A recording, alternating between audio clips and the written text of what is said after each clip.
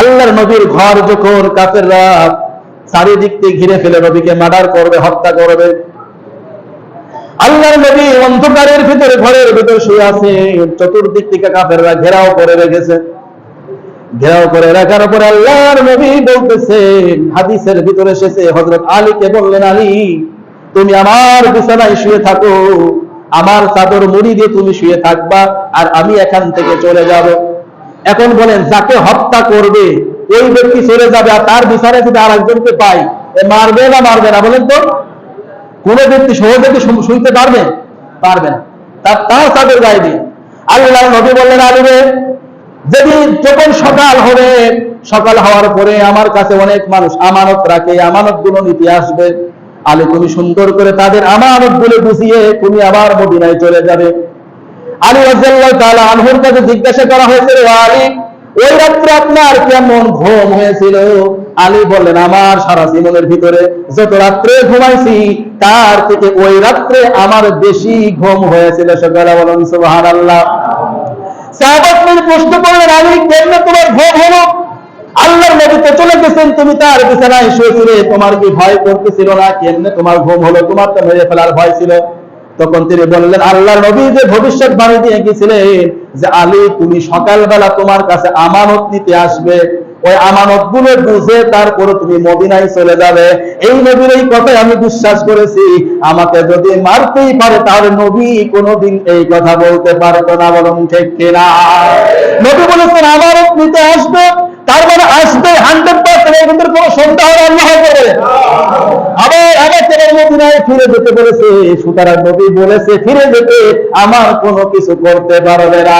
আল্লাহর নবী হযরত আলীকে বিছানায় শুয়ে দিয়ে যখন চলে আসলেন, আসার পরে যখন দেখেন সারা বাড়িতে মক্কার কাফেররা লিডাররা ঘিরে ফেলেছে, আল্লাহর নবী আল্লাহকে বললেন, আল্লাহ আমি কেমনে এখান থেকে বের হব? আল্লাহ রাব্বুল আলামিন ডাকতে বললেন, নবী এই যে দেখো সামনে একটু ধুলা বালি আছে, শুধুমাত্র আপনি একটু ধুলা উঠায়া এইরকম করে ছাড়িয়ে দেন। আল্লাহ রাব্বুল আলামিনের কথা শুনে আল্লাহর নবী একটু ধুলা একটু ছেড়ে দিল।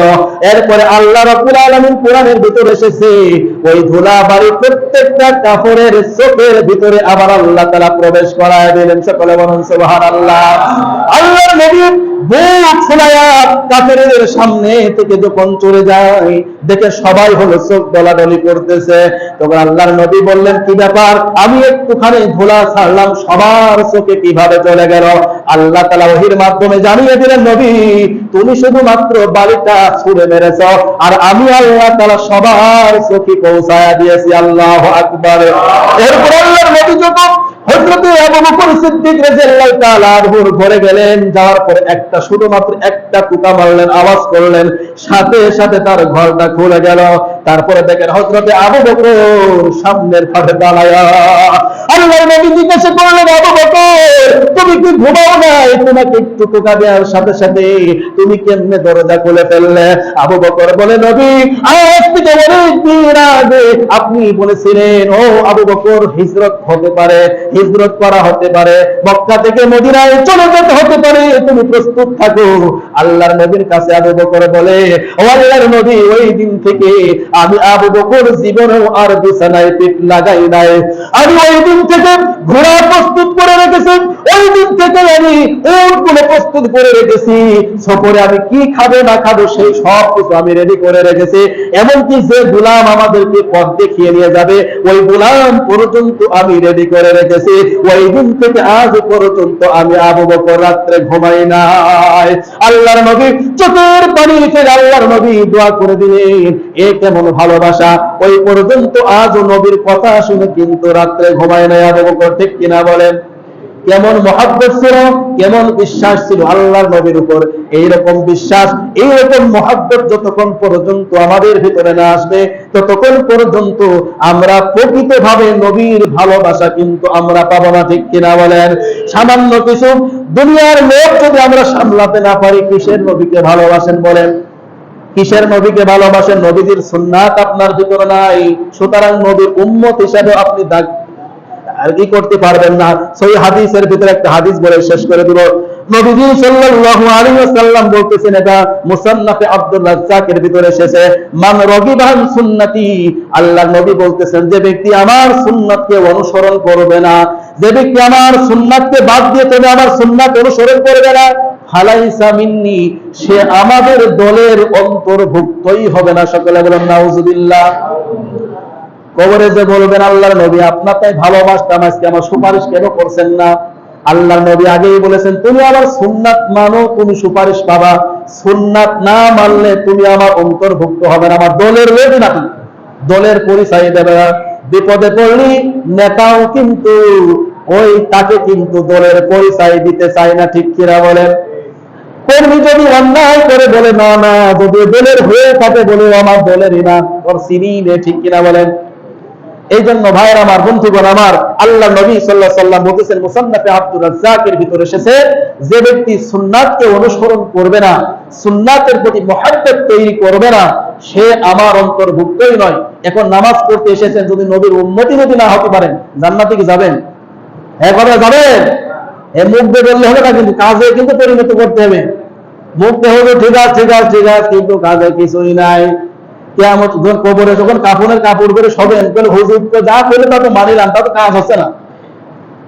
আসলে তো হুজুর যা বলেছে তাকে আপনি পরিপূর্ণভাবে মানিয়েছেন, ওই মসজিদে শুধু হা হু করেছেন, কিন্তু কাম নেই।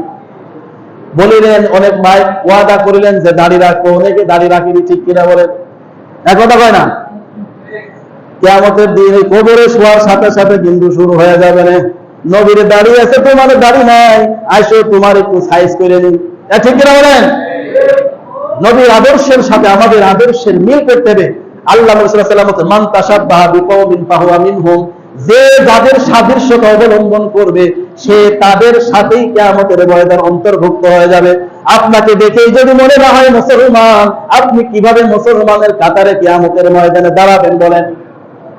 সহিহ হাদিস, মান তাশাব্বাহা বিকওমিন ফাহুয়া মিনহুম, যে যাদেরকে সাদৃশ্যতা অবলম্বন করবে সে তাদের সাথেই কিয়ামতের ময়দানে কি করবে?